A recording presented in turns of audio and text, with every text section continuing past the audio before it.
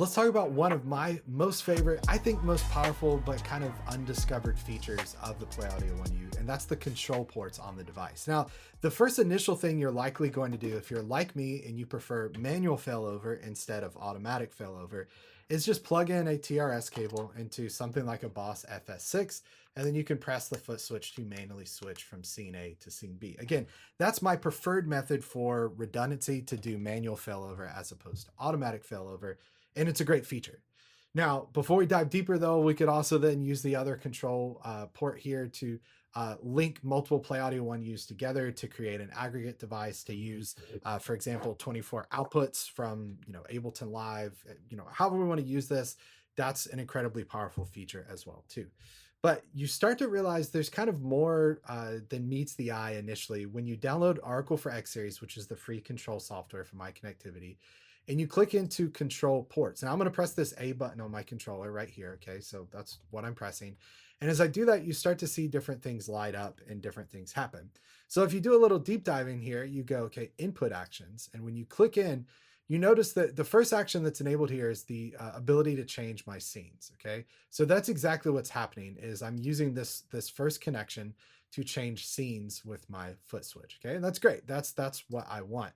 But when you look at that window, you realize, wait, there's the ability to do that. There's the ability to arm the failover state, to load presets in an exact preset here.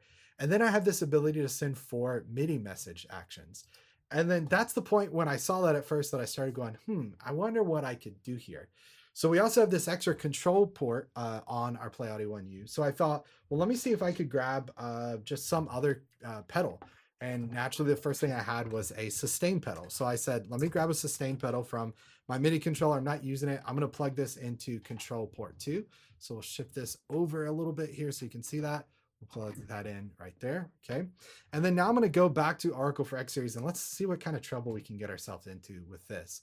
So the first thing I'm looking at is, okay, for these last 3 here, okay, 3 and 4, if I press this button, what does it do? And first off, I wanted to change it from an, instead of an output, which is the default, I wanted to change this to input. So when I click this, okay, we can see that it's using this port right here. Okay, so this 4th one is lighting up. Now I could obviously go to input actions here and I could change this scene to toggle. And then I could also toggle my scenes using this pedal. Okay, so let me show you instead of flipping this rack up and unplugging everything. Let's just go to audio. I could press that, scene A, scene B. Okay, and that's again happening with this now. So I could change with both of these. That's great. Okay, nothing real special about that, but that's pretty cool. This is where this becomes super powerful to me. Let's take this, okay, and this is the port we're going to be working with. We're going to keep this controller here to change from scene A to scene B. That's still happening. So this is our manual failover. Let's take this and let's make this a play for Ableton. Now you may be going, but Will, don't you have a MIDI controller that you're using to send signals to play? Yeah, I actually do. So let's crowd our desk up a little bit. And here's my MIDI controller. Okay, let's see if we can move all of these pedals and controls over. And I'm going to plug this MIDI controller into the USB host port on the front of the device. Okay, I've already beforehand, before we got started, I've gone in and I've mapped the play button on my MIDI controller. So when I press play, you see Ableton Live starts there. Okay, which is great. I'm going to press stop on my MIDI controller. Ableton Live does stop. Now, what I want to do is I want to set it up to where I can send the same play message as my MIDI controller. So when I press play here, I want these 2 things to be the same MIDI message. So the first thing I did is I actually went into MIDI monitor and I just pressed play and I said, okay, let's see what MIDI message I'm sending here. Okay. MIDI channel 16 and it's sending a note and it's note 36. Okay. Now how do I send that from my sustain pedal? So now I go back in, let's do input actions here. Let's change this because I actually don't want this to be a scene toggle. So we'll do no action. And then I'm going to do MIDI message actions, channel 16, okay, note on. We're going to do note 36, because again, that's what we discovered in MIDI monitor here, okay? We want it to match the same thing.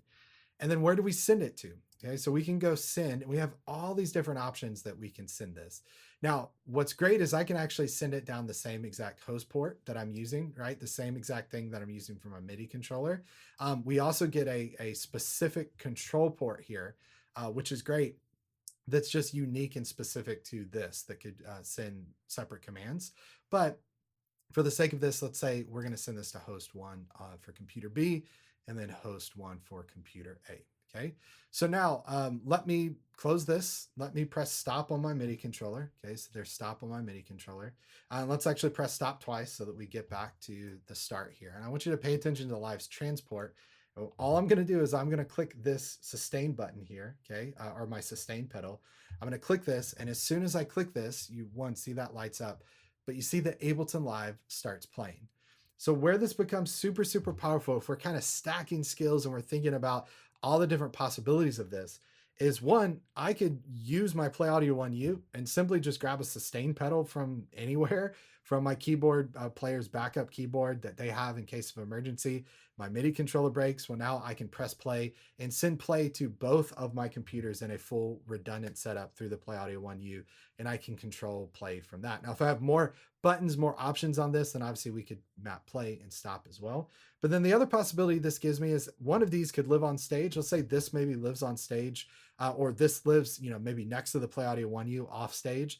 This lives on stage with the music director, and we have the same control in 2 different places, which is really, really cool. And again, this is just simply a sustain pedal.